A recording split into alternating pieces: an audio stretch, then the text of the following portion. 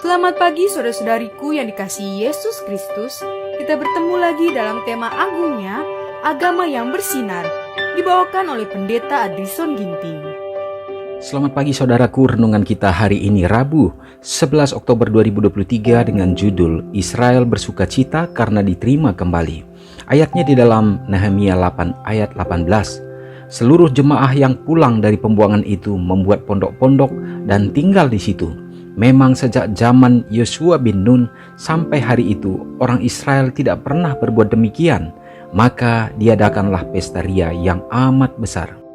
Pada hari yang berikutnya, pembacaan dan penjelasan hukum itu dilanjutkan.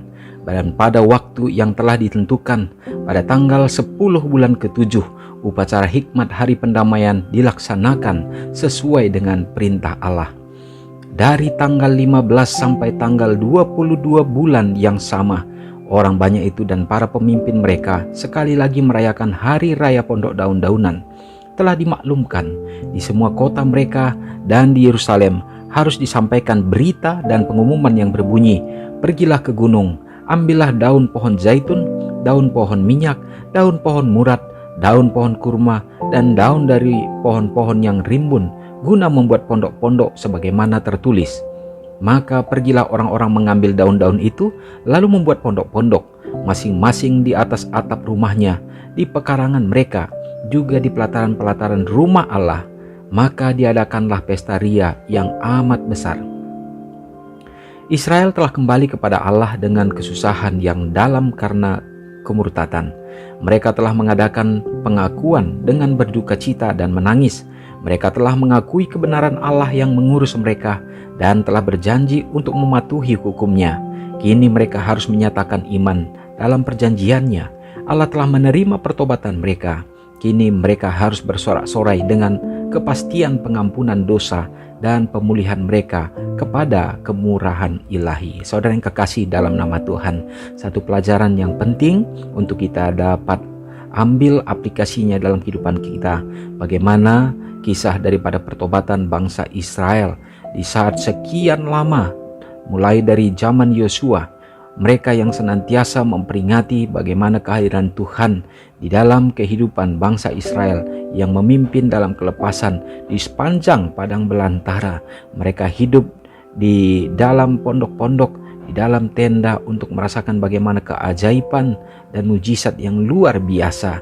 Namun setelah mereka berada di dalam tanah yang dijanjikan dan mereka berada di tanah yang penuh dengan kelimpahan, mereka melupakan Tuhan dan bahkan keangkuhan dan juga merasa mampu sehingga mereka tidak peduli lagi terhadap hukum-hukum Allah.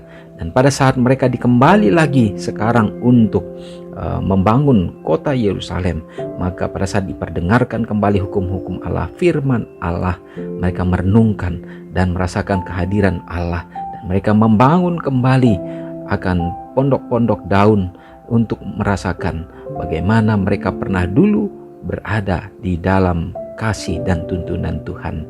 Semoga kita pun selalu belajar untuk bisa memperingati bagaimana kasih Tuhan yang tak berkesudahan dalam kehidupan kita. Dan pada saat kita mengingat kembali dan mengenang kembali, tentu iman kita akan diteguhkan. Dan biarlah kita mendengarkan senantiasa pekabaran firman-Nya dan menuruti hukum-hukum-Nya. Mari kita sama-sama berdoa. Allah Bapa yang bertahta dalam kerajaan sorga, terpujilah Engkau ya Tuhan. Terima kasih untuk pengalaman yang indah dari umat pilihan yang Tuhan sudah tentukan pada waktu dahulu kala, di mana ya Tuhan bangsa-Mu yang pada saat mereka meninggalkan Tuhan, maka mereka tidak dapat berbuat apa-apa, bahkan mereka di dalam penjajahan, dalam pembuangan, dan pada saat mereka berserah diri kepada Tuhan, maka tentunya Tuhan juga mendengarkan dengan penuh kemurahan segala permohonan. Dan biarlah kiranya Bapa, pada saat pengalaman itu, pada saat kami dengarkan, ini pun menjadi satu pengalaman iman bagi kami, untuk kami juga harus merasakan bagaimana perlindungan kasih Tuhan dan tangan Tuhan yang selalu menggenggam menopang kami ya Bapa. Biarlah kami menyadari bahwa sesungguhnya kami tidak memiliki kekuatan apa-apa di luar daripada Tuhan. Terima kasih Tuhan.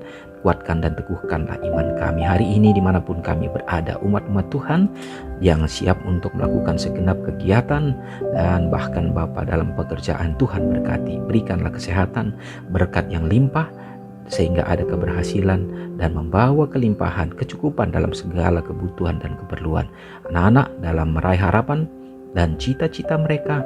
Biarlah Tuhan juga tetap menuntun Bapa supaya mereka tidak jatuh di dalam segala tantangan dan juga pencobaan di atas dunia ini, tetapi biarlah mereka berdiri teguh menjadi anak-anak Tuhan. Bapa di sorga yang sakit dan yang lemah iman, Tuhan akan memberikan kekuatan dan pemulihan, dan melalui kesembuhan itu Bapa, nama-Mu selalu mereka muliakan. Demikian juga berdoa bagi umat-umat Tuhan yang pada saat ini bersuka cita dalam merayakan hari ulang tahun mereka. Tuhan peliharakanlah mereka Bapa dengan kesehatan dan umur yang panjang. Ya, biarlah mereka tetap dapat memuliakan Engkau dan menjadi saksi kebenaran dimanapun mereka berada. Terpujilah Engkau Tuhan. Kami serahkan hidup kami hari ini ke dalam tangan Tuhan. Ampuni kami. Doa ini hamba-Mu serahkan dalam nama Yesus yang sudah menjadi juru selamat kami. Amin. Selamat pagi, selamat beraktivitas. Tuhan Yesus memberkati. Ingatlah Matius 5 ayat 13-16. Biarlah kamu menjadi garam yang mengasinkan dan terang yang menyinari kehidupan orang lain. Jangan lupa subscribe, like, dan share ke seluruh dunia.